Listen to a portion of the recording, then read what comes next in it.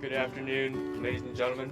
My name is David On, and I'm here with the Korean Church Coalition to represent my North Korean brothers and sisters and fight for their God-given rights.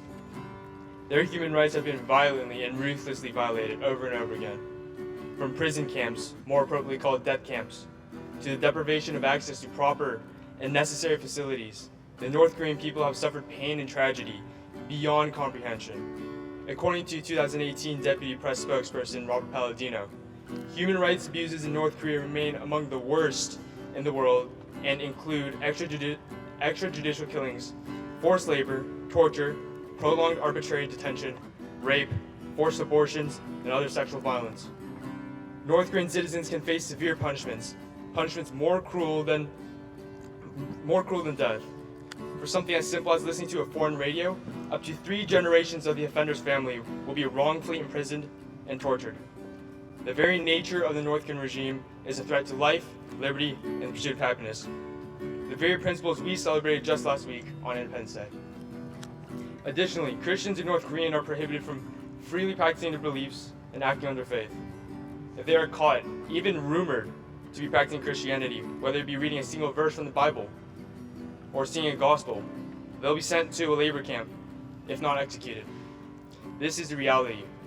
The very First Amendment of the United States declares that people will be able to freely practice their religion without persecution or judgment.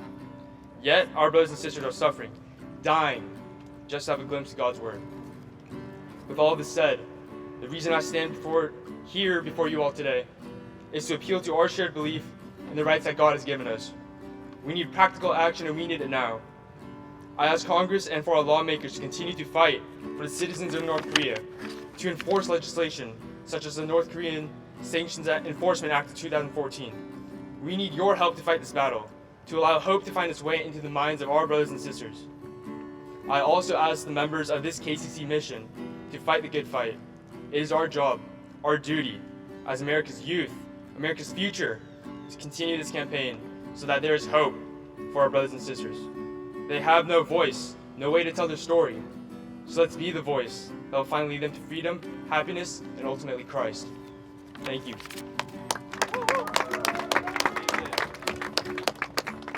Good afternoon, everyone. My name is Kevin Choi, and I'm here at the KCC and the North Korean Freedom Coalition at the West Lawn of the U.S. Capitol to ask my congressman and senator to join me in being the voice for freedom for the North Korean refugees and orphans who desperately need your help. Please stop the repatriations. Please grant refugee status and safe haven as they can safely go to a third country that is waiting to accept them. Firstly, let us dispel the idea that all North Koreans blindly support the regime or the self-government. While it is true that the government exercises strict control over information and indoctrination, it is also important to acknowledge that there are individuals within the country who question their government silently. Let us strive to see beyond the headlines and engage in conversations that promote empathy, compassion, and a genuine desire to understand and change the life of others. These are my blood-related brothers and sisters, and I am here to be their voice.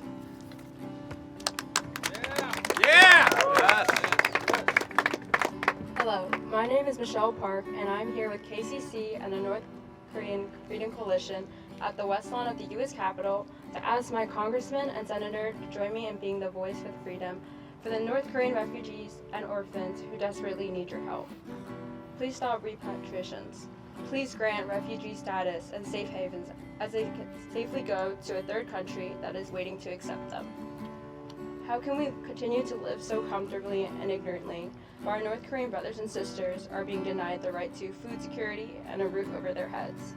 We cannot remain silent while our fellow North Korean brothers and sisters continue to endure unspeakable atrocities.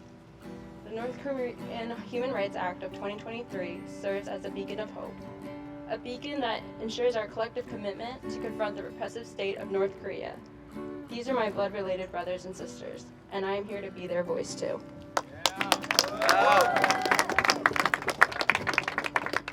Hi, my name is Ryan Lim, and I'm here with the KCC and North Korean Freedom Coalition at the West Lawn of the U.S. Capitol to ask my congressman and senator to join me in being the voice for freedom for the Christians living in North Korea who are not able to worship without the fear of persecution.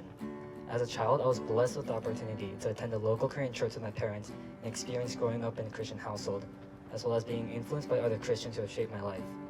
However, there is currently 70,000 Christians in North Korea who are not able to receive the same sort of freedom as we do. But instead, they are held in prison camps for their beliefs, owning a Bible, worshiping, and even praying. So I urge you, President Biden, members of the Congress and Senate, to make use of the power that our country holds to take responsibility and aid those who do not have such freedom, because with great power comes great responsibility. These imprisoned Christians are my blood-related brothers and sisters, and I'm here to be their voice too.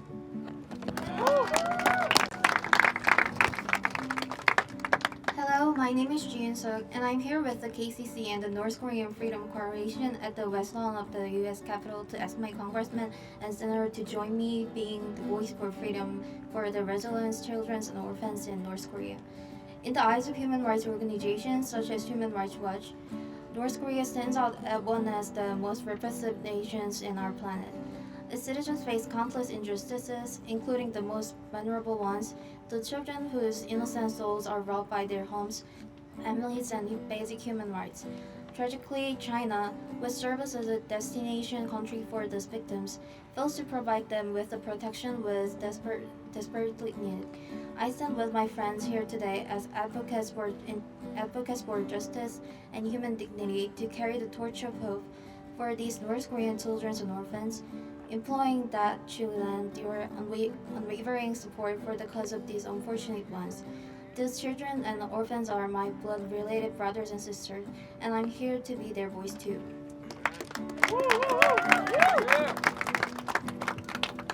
Dear President Biden, my name is Sohn, and I'm here with the Korean Church Coalition at the West Lawn to speak out against the lack of human rights that plagues North Korea.